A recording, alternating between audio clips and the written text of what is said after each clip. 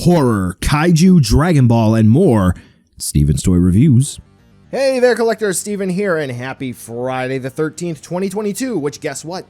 The next time we have Friday the 13th is going to be January 2023. So, I had to make a decision today. Yes, we have the Evil Dead, the game release, which I played it right after launching it. It's buggy as hell.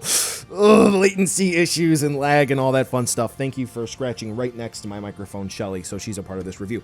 So I had to make a decision. Did I want to do traditional Friday the 13th or Evil Dead? Today, I just went with traditional Friday the 13th. So today, we're going to be taking a look at NECA's Ultimate Roy Burns. Not Jason. Womp womp. But it is what it is. Why? Because when they decided that they wanted to pull a Halloween, which we're going to get to Halloween in a second here, this figure is strongly connected, they went with not Jason.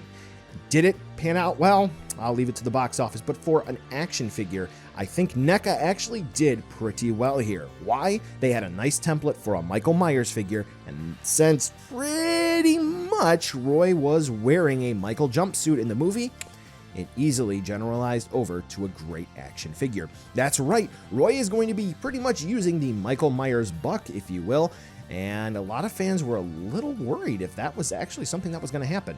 Guess what? We're going to take a look at a side-by-side comparison and take a nice deep dive into this figure in just a little bit. So without any further ado, let's take a look to see whether or not Roy Burns is going to be worth adding into your collection. Alright, let's go ahead and start the review off talking about Sculpt and Paint. From here on out, just for ease of language, all figures are going to be referred to as Ultimate, nothing else. So, for the Michael Myers figures that NECA makes, I'm going to refer to that just as the Michael Buck. Okay, now here, for Roy, he actually came out around the time where NECA had pretty much released their Halloween 2018 Michael and also their Halloween 2 Michael. Here, Roy is going to be kind of sort of not really an amalgamation of the two. For the arms, the Halloween 2 Michael and the 2018 Michael, they were pretty much the same. For the legs, Roy is going to be using the 2018 Michaels. For the torso, for those of you who have Michael, you pretty much know what the deal is here, but for those of you who don't, it's basically kind of like a rubber shell, if you will. It's kind of like a casing, where what NECA is able to do is they're able to just use basically the same body, but make adjustments to that shell.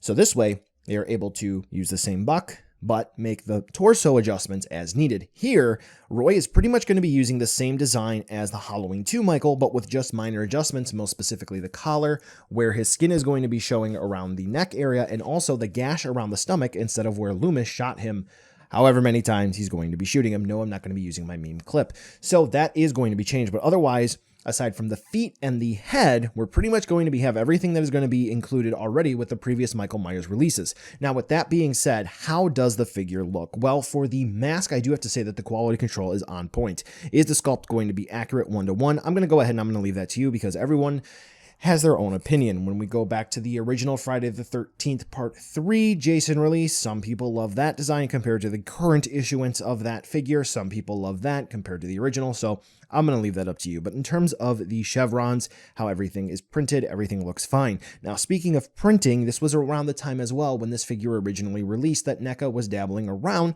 with the dot matrix printing. And aside from on my particular unit, everything being shifted up just a little bit, so this way I have to tilt Roy's head down a little bit in order to get him to look straight.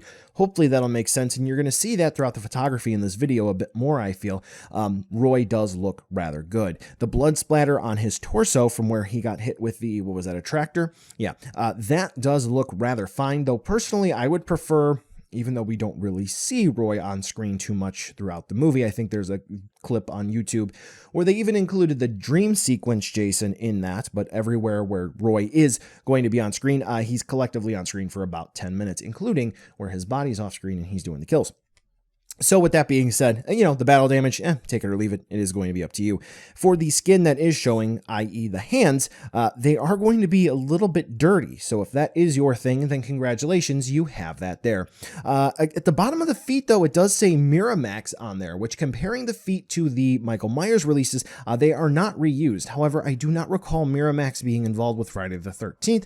And checking around online, the only thing that I'm able to pull up when searching Miramax and Friday the 13th is just going to be this particular movie, but there is going to be no mention of Miramax on the Wikipedia page. So if you do happen to know, please drop in the comments down below. Anyway, to talk about the looks of this guy, yeah, he looks just fine. Considering the production team behind this Friday the 13th movie included Dick Warlock, it's not surprised that there are going to be elements of Michael Myers in this Jason design. Let's talk about articulation. I gotta say though, if you do have any of the Michael Myers figures, you pretty much know what you're going to be getting into. What I will say though is that it is currently 2022 when recording this review. At this time, NECA did transition over to using a ball jointed hip system instead of using the old swivel hinge combo. So I did get this figure obviously in 2022, and they're still using this system. So you probably will not get an updated hip system whatsoever. If you do have issues where maybe, this is a good example, you do have one leg that is longer than the other, just a little bit like that, I do have a video to help you out. It's not really a quality control issue insofar as you have a defective figure. You just kind of have to fix your figure up just a little bit with a little bit of heat just because of the way that the pelvis system works, and you'll be good to go. So what do we have for articulation? Well, let's go ahead and just pop the mask off just to make things easier, and so this way when I'm moving him around, I don't accidentally tear the mask. So head is pretty much going to be on a, let's just show you here, a peg where the head plugs in. So it's basically going to be able to swivel around. Head swapping capabilities will absolutely be there. If you want to muck around with it, I'm not going to do that just for simplicity today, but that peg is going to plug into the neck on a ball joint. So you can definitely get Roy to look around, up, down, side to side, spin his head around with no issues whatsoever. Now for the shoulders, they are going to spin on a swivel where they are plugged into the torso. Do note, because of the jumpsuit, it does break off at a little bit of an angle, so we have a slight V cut, but it's not that big of a deal. And then they do hinge, so this way we can get Roy to T-pose. Don't know why you would want your Jason to T-pose, but you can do that if you want. He definitely wants to assert his dominance, but considering this guy was only around for one movie, I'll let you be the judge. We do have double hinge elbows. These are proper hinges, and they do bend just like that, and they are nicely implemented, so it looks good. We do have swivels where those hinges are going to be, so we don't have a true bicep swivel, but that does work. Now for the wrists, I think these are going to be the best implemented joints for NECA. The hands plug in on a peg, and then there's going to be a hinge that moves up and down. I just wanted to show you that there.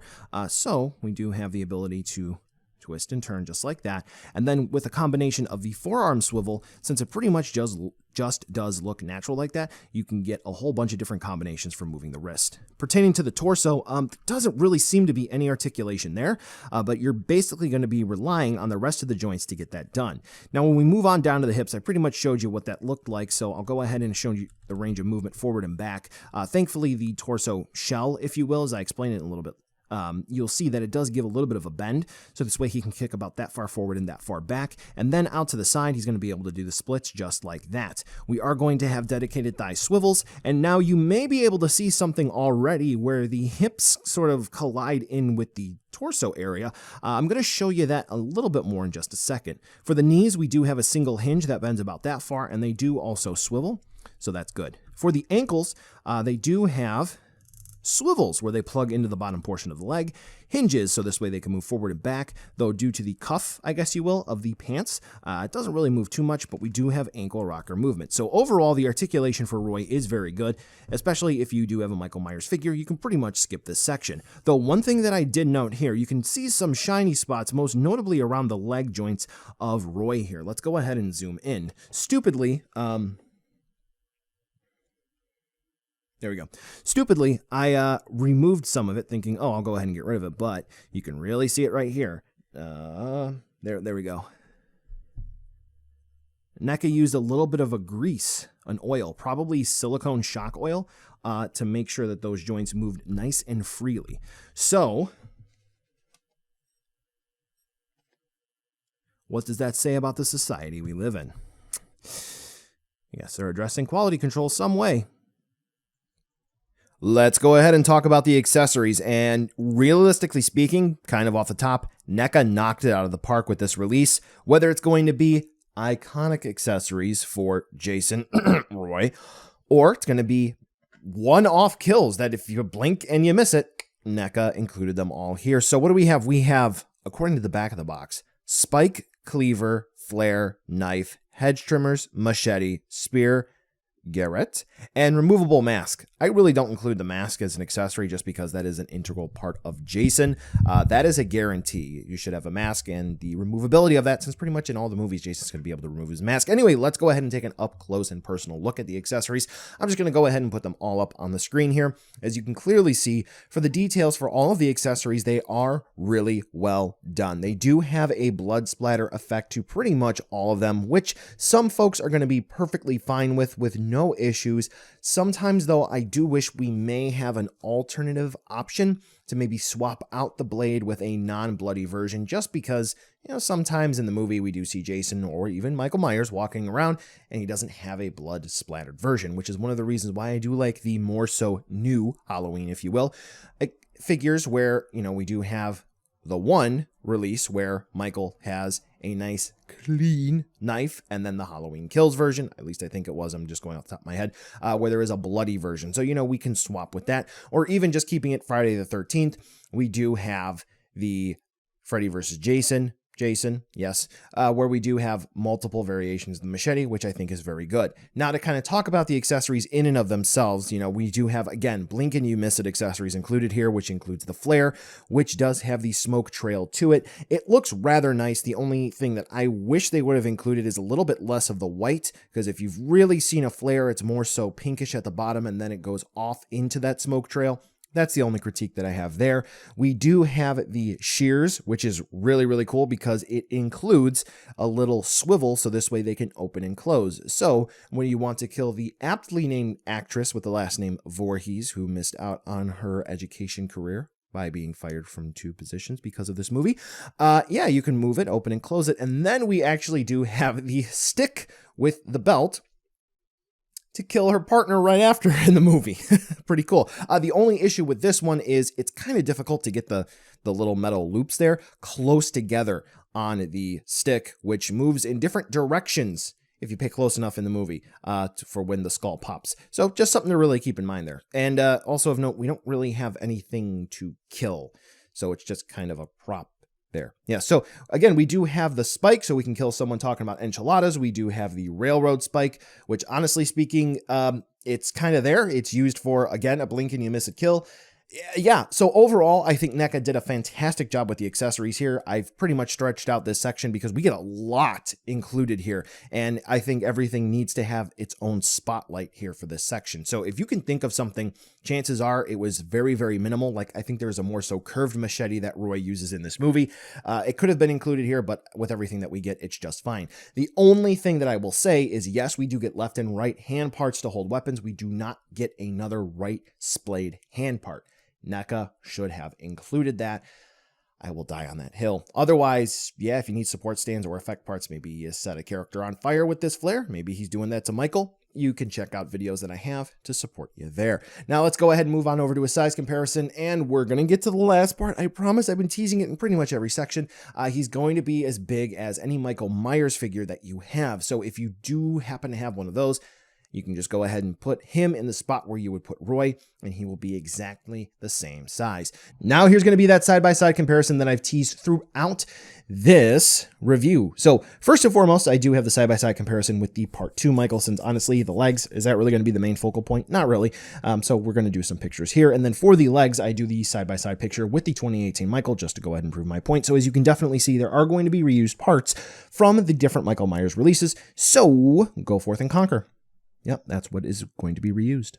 So buy now, skip, or wait for a deal. Yeah, it's pretty much a Michael Myers figure with Jason in name only, but still at the end of the day, I think this is a fantastic Roy Burns figure. I mean, yeah, the only real issue that I have is that they did a battle damage one and not necessarily the one you're not going to see throughout the most of the movie. The accessories are fantastic and really great, in the body style, mwah. Chef's Kiss is pretty much a meme right now. The articulation is fantastic. The only real accessory that's missing is a right splayed hand part. I don't care who the character is. If you're making a human, you need left and right splayed hands. So if you're a fan of the character, realistically speaking, pick him up. He's definitely going to be worth the purchase. Well, collectors, that brings us to the end of the video today, and I just wanted to take a second to thank you so much for watching. Now, you've heard a lot from me. I'd like to hear a little bit from you. Drop in the comments down below whether or not you liked it, you hated it, or maybe you were somewhere in between. I also want to take an extra second here for a nice, humongous thank you to all the patrons for SDR over the last month who have really helped the channel grow into what it can be today. So to all of you, 2 big thumbs up. Thank you very much. And now the end card should be popping up, which will give you a few clickable links, like maybe to subscribe or head on over to my Patreon, or some short URLs like to my social media or to my Teespring store. There's also a video I hand selected for you, so if you want to watch another STR video, I hand selected some good content for you to watch, so definitely check out that video. Thank you again so much for watching, and I'll catch ya in the next video.